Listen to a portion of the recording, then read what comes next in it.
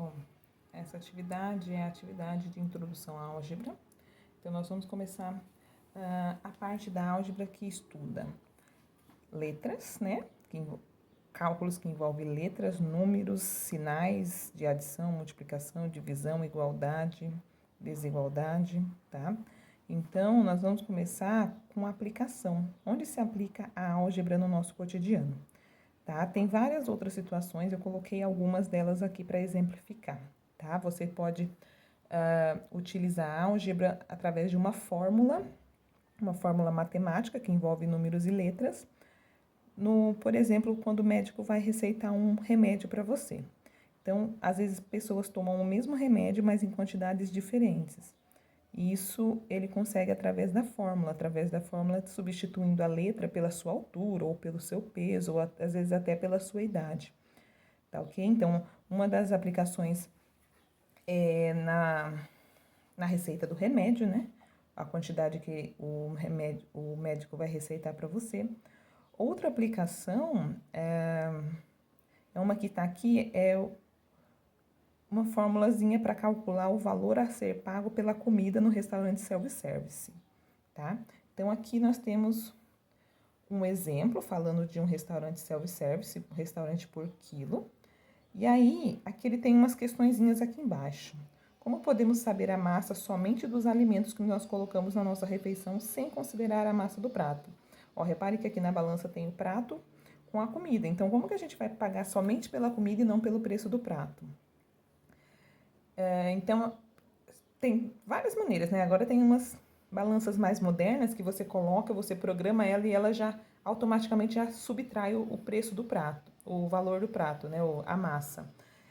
E tem algumas pessoas que colocam o prato, pesam o prato sozinho, depois pesam os dois juntos e fazem a continha para ver a diferença. Tá ok? Ó. Aqui nós temos um exemplo. Para representar o valor, vamos ver primeiro a expressão.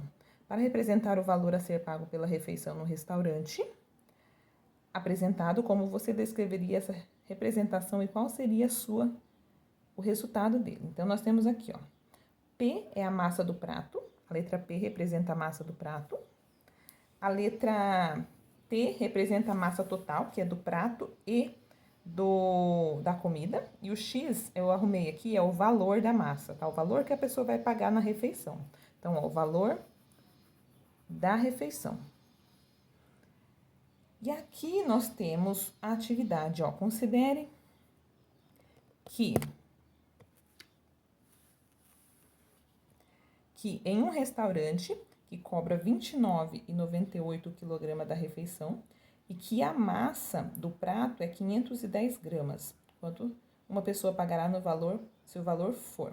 Aqui ele colocou 510 gramas, mas aí o preço é por quilo. Então, a gente precisa deixar tudo na mesma unidade. Então, vamos transformar esse 510 em quilo. Então, você vai fazer 510 dividido por 1.000. Por que dividido por 1.000? Porque 1 quilo tem 1.000 gramas. Então, se eu dividir por 1.000, vai dar 0,51. Ok? Aqui nós temos aqui, ó, quanto uma pessoa pagará se a massa total for. Então, o valor do T for 1.200 gramas. Se eu transformar isso aqui em quilograma, fica 1,25 ou 250 quilos, né? Quilo. Aqui, se eu for transformar também em quilos, vai ficar 2,015 quilos. E aqui o T é assim, ó, a formulazinha é X igual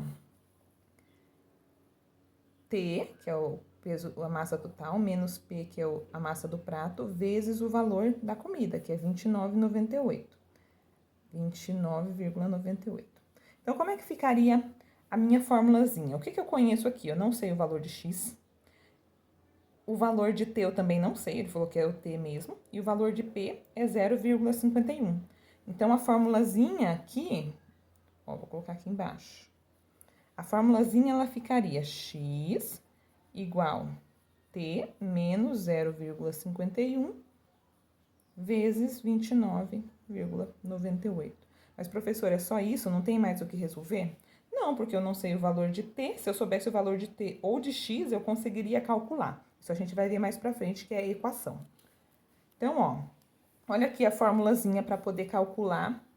Lembra que eu falei que a álgebra, né, as equações algébricas, as expressões algébricas são usadas para calcular várias coisas. Uma delas é o valor a ser pago pela comida no restaurante. Outra situação é para a gente calcular áreas e perímetros de figuras. Então, aqui para calcular a área de um triângulo, a letra B representa a base desse triângulo, a medida da base, H representa a altura desse triângulo e o A é a área, tá bom? Então, se eu fizer multiplicar a medida da base vezes a medida da altura e dividir por 2, eu tenho a área do triângulo. A área do quadrado é um lado vezes o lado. Aqui ficou meio parecendo um retângulo, né? Mas é um quadrado, tá ok? Então, nós temos aqui a área desse quadrado. Então, lado vezes lado. A é a medida do lado, então A vezes A. Ou escrevendo na forma de potência, A elevado ao quadrado, que é o A multiplicado por ele mesmo 2 vezes. A área do retângulo é a medida da base vezes a medida da altura. O perímetro de um quadrado, eles têm todos os lados iguais. Então, eu somo todos eles, ó. O perímetro é igual lado, mais lado, mais lado, mais lado. O lado representado pela letra L aqui. Ou 4 vezes L, que eu tô somando o 4 por ele mesmo 4 vezes. Somando L, né, por ele mesmo 4 vezes. E o perímetro de um retângulo? Ele tem a base e tem a altura, mas ele tem duas bases. Porque aqui em cima também é base e aqui também é altura. Então, ó, o perímetro é base mais altura, mais base mais altura. Então, eu tenho 2 vezes a base aparece, então 2 vezes a base, mais 2 vezes a altura, tá ok? Aqui na atividade, ele pediu para a gente determinar a área e o perímetro de uma sala quadrada. Então, a área, eu vou usar essa fórmula. E ele deu a medida do lado, então eu vou substituir a letra A pela medida do lado que ele deu aqui. E o perímetro, eu vou usar essa fórmula aqui, ó, 4 vezes L. Então, o L, no caso, vai ser a medida do lado. Na 2 também é para calcular o perímetro de uma peça retangular. Então, a área do retângulo é base vezes a altura. E o perímetro, 2 vezes a base, mais 2 vezes a altura. Então, ele deu aqui a base e a altura, né? Comprimento e largura. E a 3 é para calcular a área de um triângulo. Aqui, a área do triângulo, a gente calcula dessa fórmula, né? Base vezes a altura, divide por 2. E a última, ainda nos padrões e irregularidades, ele deu uma sequência de figuras. Figura 1, 2, 3, e esses 3 pontinhos significa que tem mais figuras aqui para frente. Então, considerando que as próximas figuras da sequência obedecem ao mesmo padrão observado nos iniciais, né, nas iniciais, é correto concluir que a figura F12 será composta por. Então, ó, você vai observar quantos quadradinhos brancos e quantos quadradinhos escuros eu tenho em cada figura e vai tentar descobrir quantos eu vou ter na 12. E aí você vai escrever para mim como você chegou nesse resultado e escrever uma formulazinha utilizando a letra N como o número da figura, para saber, para a gente poder calcular quanto cada figura da sequência vai ter, quantos quadradinhos claros e quantos quadradinhos escuros.